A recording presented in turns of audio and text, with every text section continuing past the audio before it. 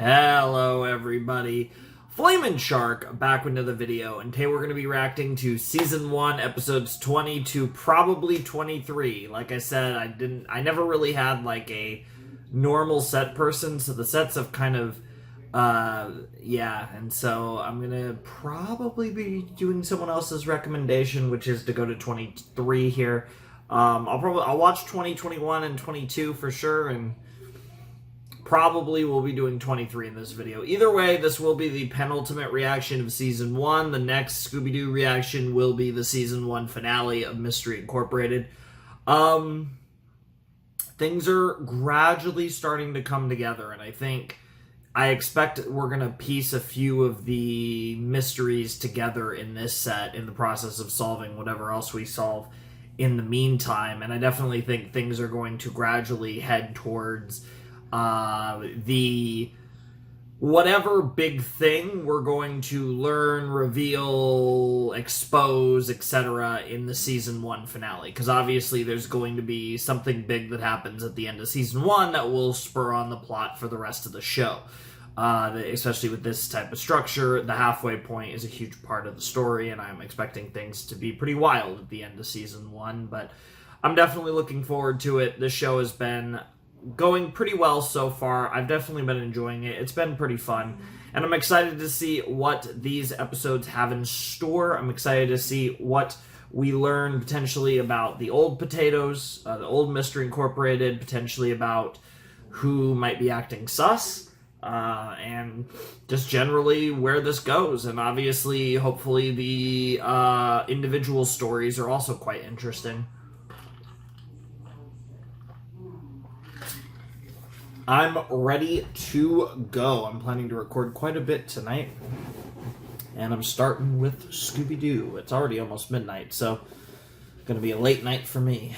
But, anyways, let's jump into Scooby-Doo Season 1, Episode 20, The Siren Song, which obviously, it's like the siren song is like it lures you in, and it like kind of baits you in sort of thing with the melody and with the seductive nature of it. So curious how whether we're gonna have literal sirens in this episode or if that's more of a metaphor.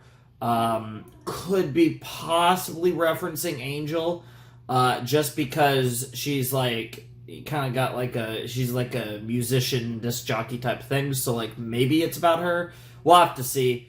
Anyways, let's jump in to The Siren Song, Season 1, Episode 20 of Scooby-Doo Mystery Incorporated in 3, 2, 1, and play.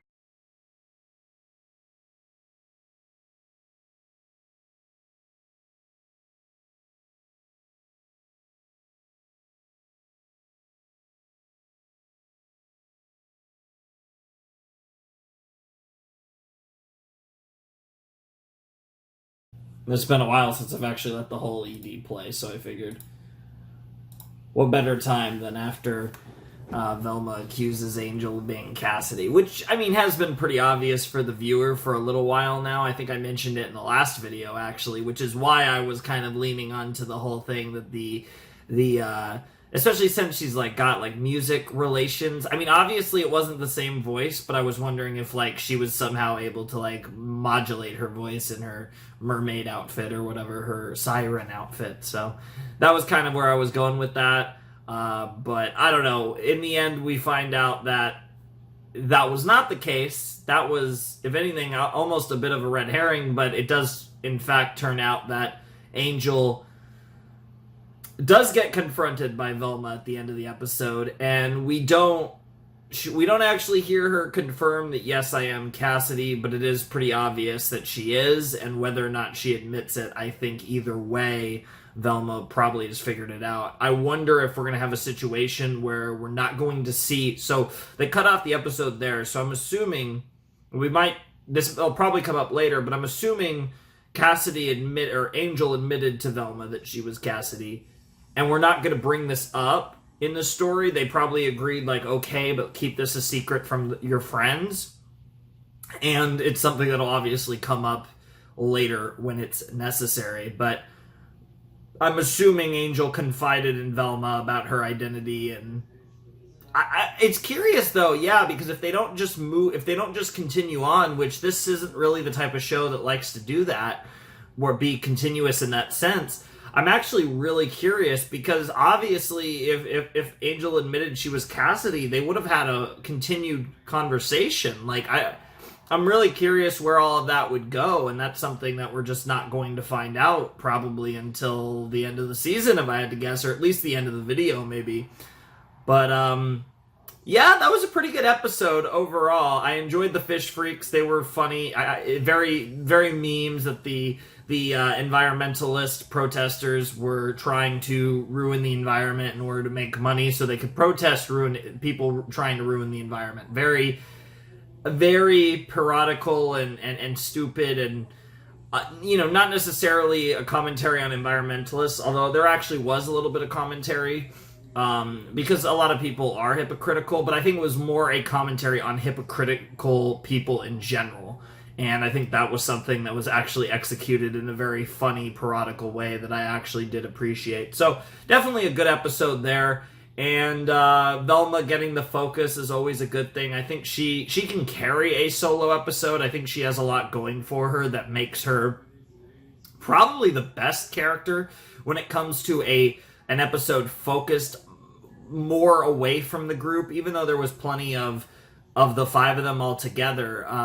Velma, her kind of unique situation, her cute quirks and everything, and it just worked. I think it worked pretty well. It was a good episode. Good start to the set for sure. Definitely enjoyed it, and I'm excited for the next one, which looks like it's called The Menace of... I'm assuming that word is Manticore? Let's see. The Menace of Manticore. Okay. Well, I mean, a Manticore. I haven't seen a Manticore in a while in a show I've reacted to. In fact, it might be my OG show. I'm trying to think of any other Manticores I've run into in series. There might be one or two. I can think of a few series that might have one, but I can't think of any that I actually can think of off the top of my head. But I'm curious how you're going to fake a Manticore. That's not the easiest thing to fake. That's not really just someone wearing a suit. Like a human wearing a suit. That's going to be probably a bit more complicated of a mystery if we are going to have an actual Manticore running around and terrorizing people or whatever that may be, especially with the name The Menace of Manticore. So, yeah, that sounds like it could be interesting. So let's check out episode 21 of Scooby-Doo Mystery Incorporated.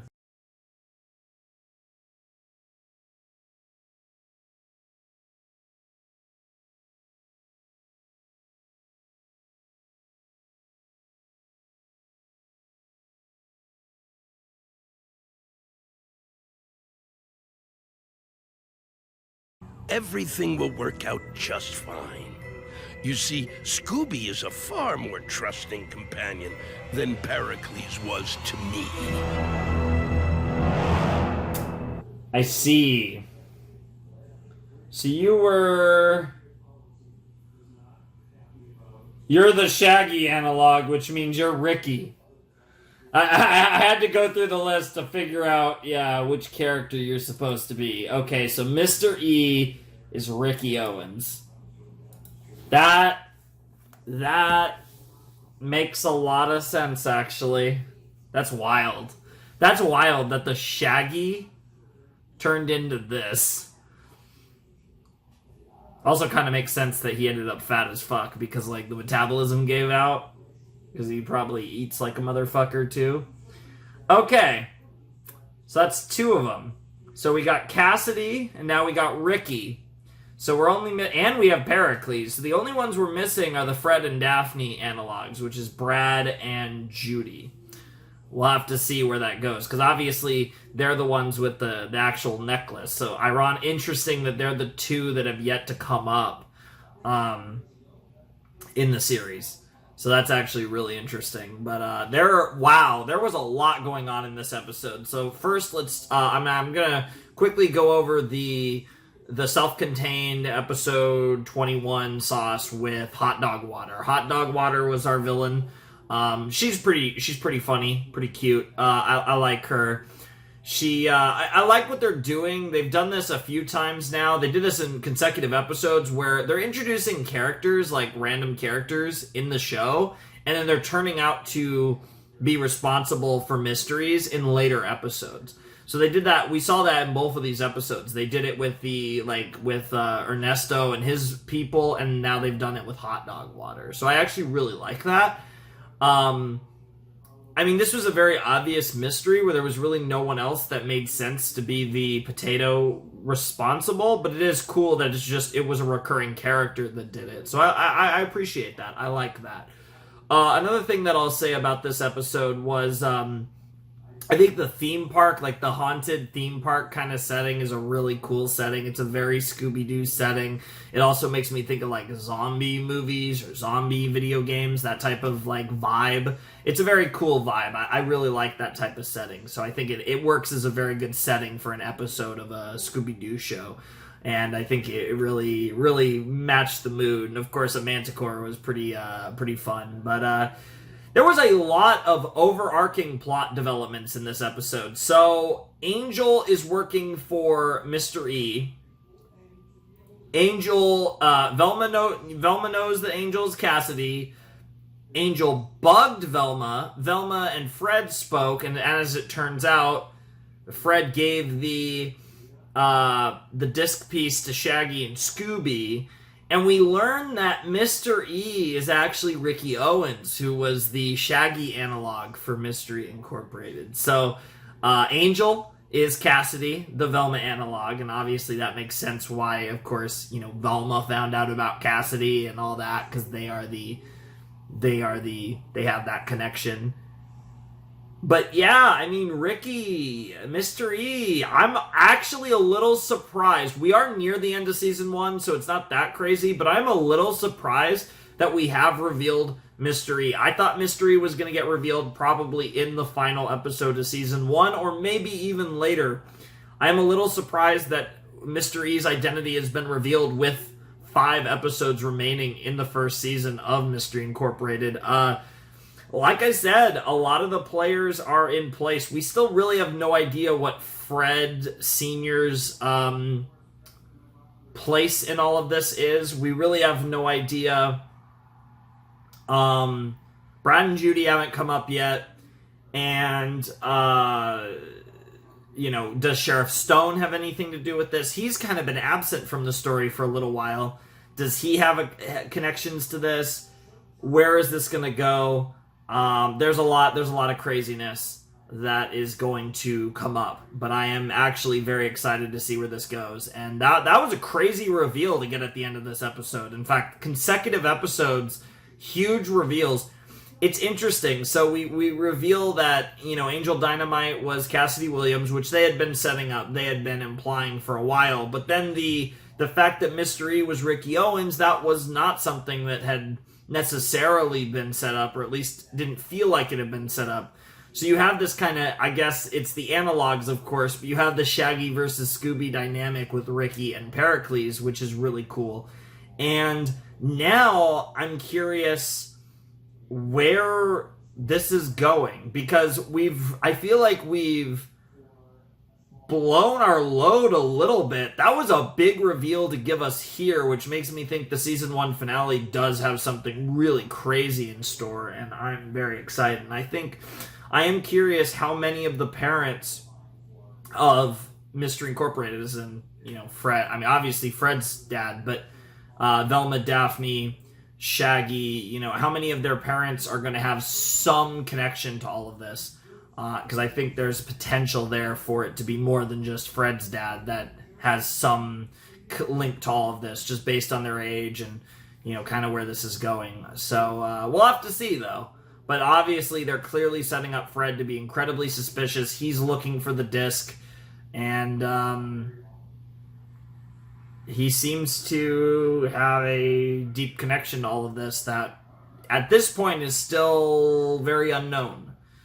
But, yeah, that was a really cool episode of Mystery Incorporated. We're really diving more and more into the overarching story, which I love.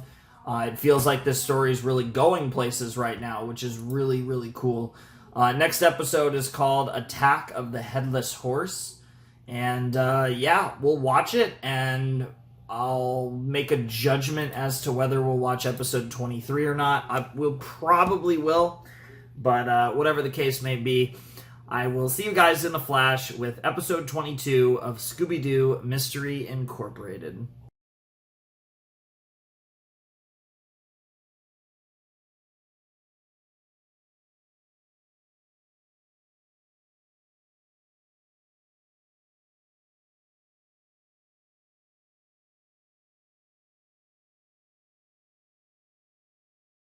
I don't even think pizza can make me feel better. Damn. That's how you know that It's worth a try. Oh, that was such a good ending. Oh my god, that was awesome. Oh, that was hilarious. What the hell? Yeah. Oh, that was so good. Man, for the first time in my life, I think even pizza can't make me feel better. But it's worth a try. Oh, that was so funny. What the hell? Oh my goodness, that was episode 22 of Scooby-Doo Mystery Incorporated. And based on that episode, I do think we are going to do one more and see where 23 leaves us off, and then just do a 3-episode set for the finale of season 1. But that was a great episode, though. Like, absolutely. I honestly think that was one of the best, especially for an episode that was self-contained, that didn't have anything to do with like the overarching story, really. It was kind of just its own episode. I think that was one of the best episodes of Scooby-Doo Mystery Incorporated. Obviously, the best parts have primarily been the overarching stories, and probably In Fear of the Phantom was probably the best episode that had nothing to do with it, which was the, of course, the Hex Girls episode. But this one was honestly a contender, I'd say, for the best episode that had absolutely nothing to do with the overarching mystery, in my personal opinion. This was a great episode that really, yeah, it was just a great standalone Scooby-Doo episode. I think it was really funny, it was relatable, it was, you know, fairly predictable, but not like dead on 100% predictable.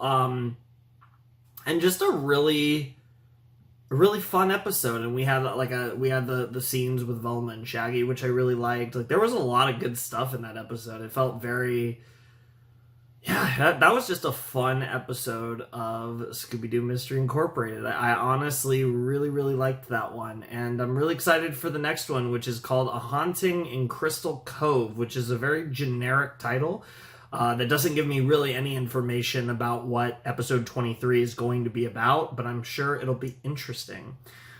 So yeah, we're nearing the end of season 1. We got one more episode in this video, 4 more episodes in the season. Obviously, we'll be concluding the season next time, but yeah, I'm really excited to see what episode 23 has in store. And this has been a fun set. I really enjoyed all 3 episodes. I liked the stuff with Hot Dog Water in episode 21. I liked the Siren Song episode. I thought that one was pretty cute. I think of the 3, my favorite has probably been episode 22, but obviously the previous 2 episodes had big reveals in them. The Angel stuff in episode 20, the Mr. E stuff in episode 21. So the previous 2 episodes were just great episodes that had a good amount of stuff relating to the big story. Episode 21 was kind of crazy in that regard. And then on top of that, episode 22 of the 3 was the one episode that was very self-contained and just about the mystery, but I thought the actual just episodic nature of the mystery was one of the best that we've had in the shows. I really enjoyed that one. So honestly, this has been a great set, and I'm very excited to see what episode 23 has in store. So let's check it out.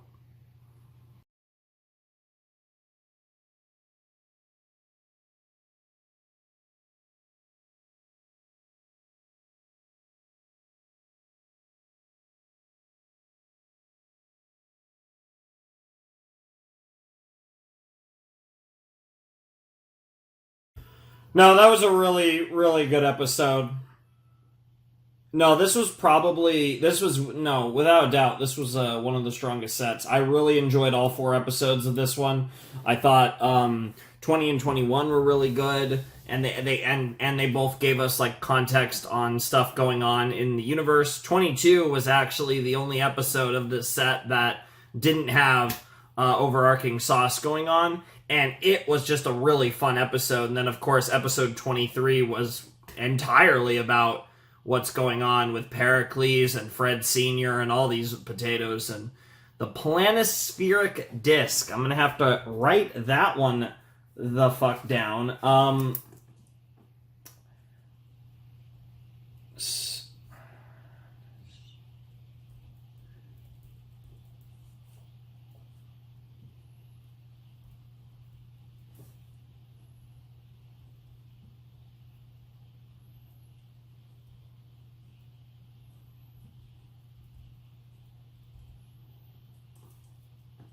I'm just writing down a couple notes, actually.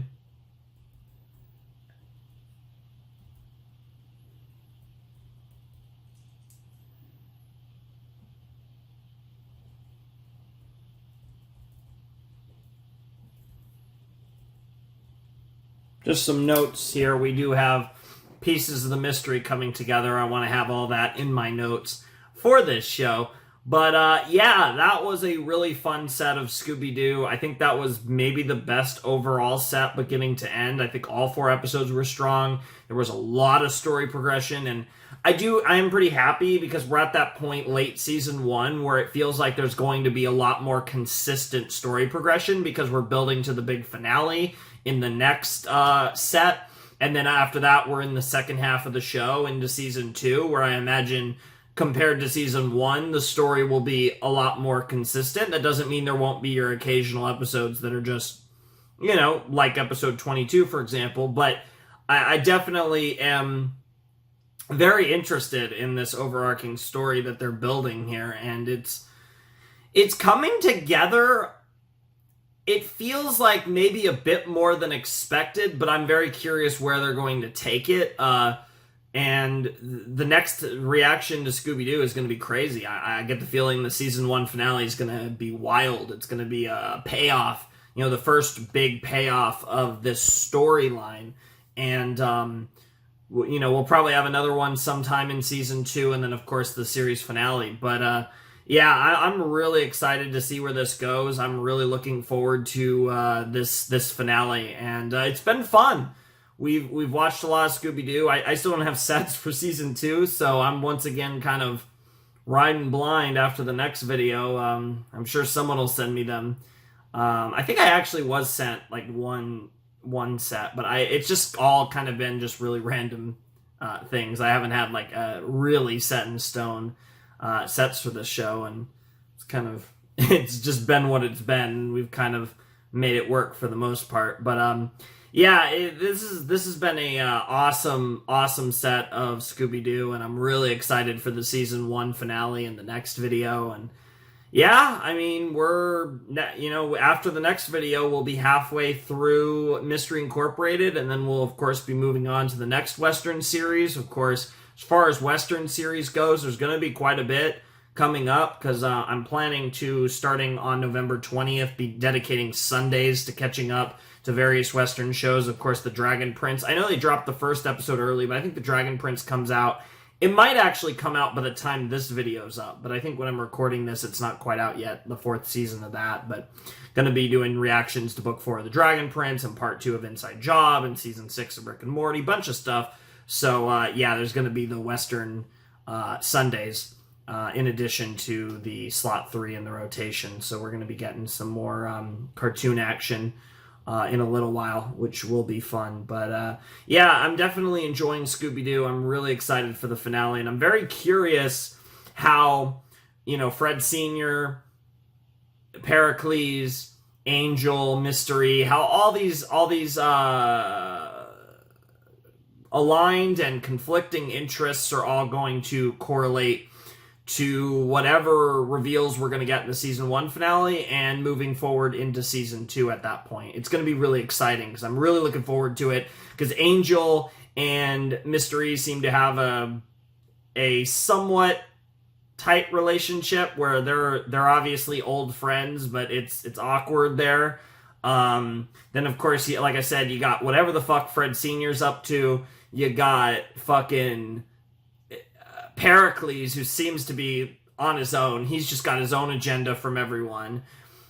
Fred Sr. might have some degree of alignment with Mystery, but it doesn't seem like it. So it seems like you got 3 factions here between, I mean, I guess 4 if you count our Mystery Incorporated, our guys, but they're just trying to figure everything out. But you got Mystery, which includes Angel for the time being, and then you have Pericles, and then you have Fred Sr. And they're all got their own things going on, and there's all this shit that we have to learn about all of them and how it all relates to each other and everything. And so, but yeah, when they captured and arrested Pericles, Fred Sr. confiscated the planispheric disc piece, which I guess, and Pericles, I think, is implying that that was wrongly done, and the only reason that should have the only part of that was that, oh well, he fucked me, is that he's a bad guy, whatever. Pericles is kind of like, hey, I'm not really a bad guy, but I kind of am a bad guy. So there's a lot here, right? But I don't think Pericles is as guilty of shit as he comes across, because he clearly is a sussy baka. But there is a lot going on. Like I said, I don't trust anyone, and that's the vibe that the show's trying to get. You're not supposed to be able to trust anyone. You're not supposed to instinctually want to trust anyone. Fred Sr. is slimy as fuck, and so it's definitely hard to trust him. Mystery is something else. Angel of the 4 comes off as the most trustworthy, but she's still obviously hiding things. And Pericles is like your classic villain, which almost makes him weirdly more trustworthy than some of them, because he's just coming off as your like classic, like super smart villain type character. I don't know. There's a lot going on. It's going to be really interesting to see how it all comes to a head in the next video, and of course in season 2. Before the time being, I think that's it for our reaction to episodes 20 to 23 of Scooby-Doo Mystery Incorporated. Ladies and gentlemen, boys and girls, those of you who have not yet decided, if you want to support my channel, my Patreon's down below in the description. My Discord server is as well if you want to hang out there. Without any further ado, it is time for me to bid you adieu. Flamin' Shark signing out. Hope you guys have a wonderful, fantastical day, and I'll see you next time with another video. Thanks for watching. Peace.